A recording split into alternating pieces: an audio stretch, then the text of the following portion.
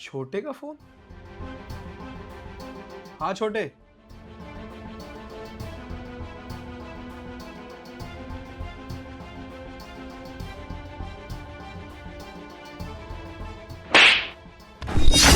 यहाँ कहाँ बैठे हो महाराज? तुम्हें काम दिए थे ना करने को, बर्तन दिए थे, कपड़े दिए थे, हुए क्यों नहीं है वो अब तक? कल के कपड़े तक छोड़ दिए थे तुमने। उठो चलो करो सारा काम यहाँ से। भाभी मुझे कॉलेज आना था, इसके वजह से देर हो गई। क्या कलेक्टर बनोगे तुम कॉलेज जा करके? क्या करोगे तुम कॉलेज जा करके? काम करो। तुम अपने भाई की तरह 10-20 हजार की नौकरी करोगे? चलो उठ के काम करना सीखो, और जितने भी काम दिए ना हो जाने चाहिए सारे टाइम से। समझ में नहीं आ रहे तुम्हें? कब से बोल रही हूँ मैं, बहरे हो गए हो तुम। चलो उठो। ठीक है भाभी, जा रहा हूँ।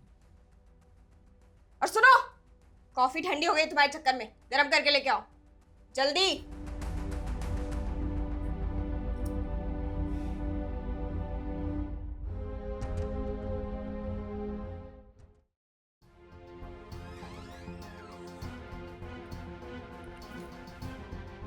इतनी जल्दी आ गए आज आप? हाँ वो ऑफिस में काम थोड़ा कम था। कुछ हुआ है क्या ऑफिस में? सब ठीक है। तुम बताओ, तुम कैसी हो? मैं तो ठीक हूँ, मुझे क्या होगा? तबीयत ठीक है ना तुम्हारी? हाँ हाँ, मेरी तबीयत बिल्कुल ठीक है। छोटे कहाँ है? छोटे बाहर गया था अपने दोस्तों के साथ। हाँ भाभी आपकी कॉफी।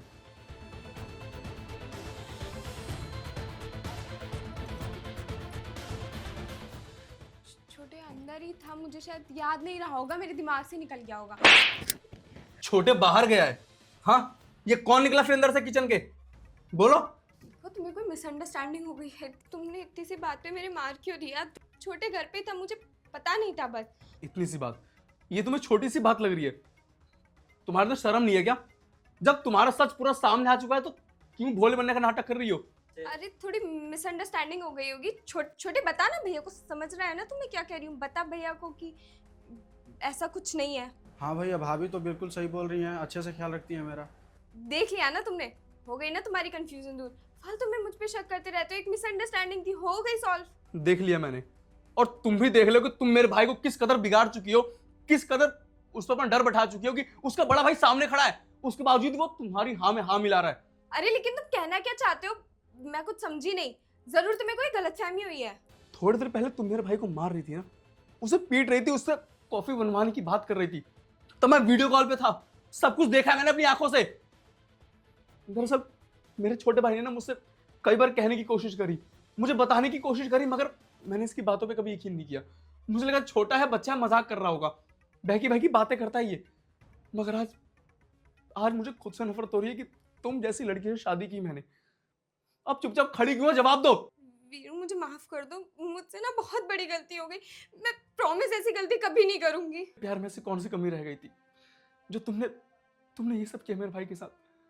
ये बेचारा तुमसे कहता ही क्या होगा? बस सुबह का नाश्ता और दोपहर का लंच, उसके बाद तो दिन भर ही अपने कमरे में बैठ के पढ़ता रहता है। इसने क्या बिगाड़ा था तुम्हारा?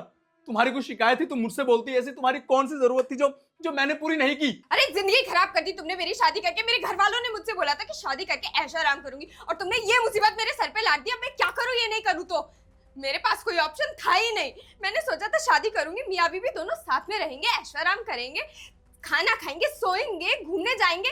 इसके चक्कर में सब कुछ बंद हो गया मेरा। जिंदगी झंड हो गई इसके चक्कर में मेरी।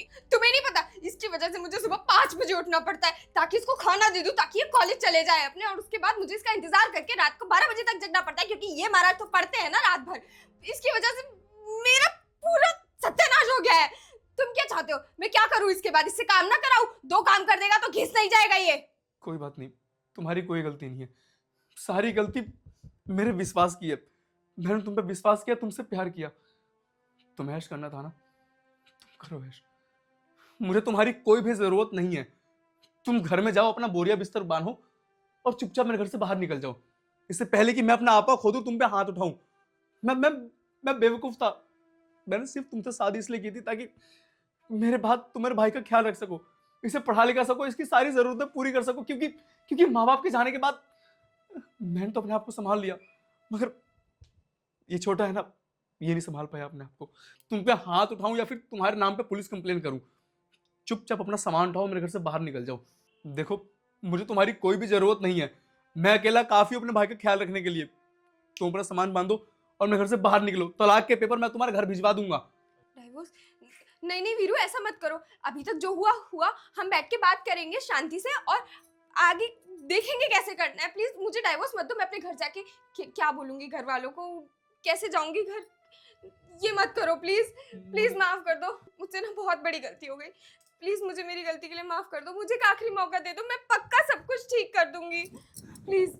माफी गलती की दी जाती है, गुनाह की नहीं। और तुमने मेरे भाई के साथ ये सब करके ना एक गुनाह किया है, जिसके लिए मैं तुम्हें कभी माफ नहीं कर पाऊंगा। अब चुपचाप मेरे घर से बाहर निकल जाओ, अपनी ये शक्ल मुझे दोबारा मत दिखाना। और एक जरूरी बात, तुम्हारे ऐशो आराम, मुझसे एलिमनी की उम्मीद मत करना। तुम एलिमनी के नाम पे मैं तुम्हें एक फूटी कौड़ी नहीं दूंगा। तुम्हारे लिए बेहतर ही होगा कि तुम जल्दी मेरे घर से बाहर निकल जाओ। निकलो। छोटे, मुझे माफ कर दे।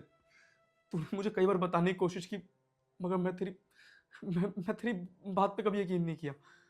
सॉरी।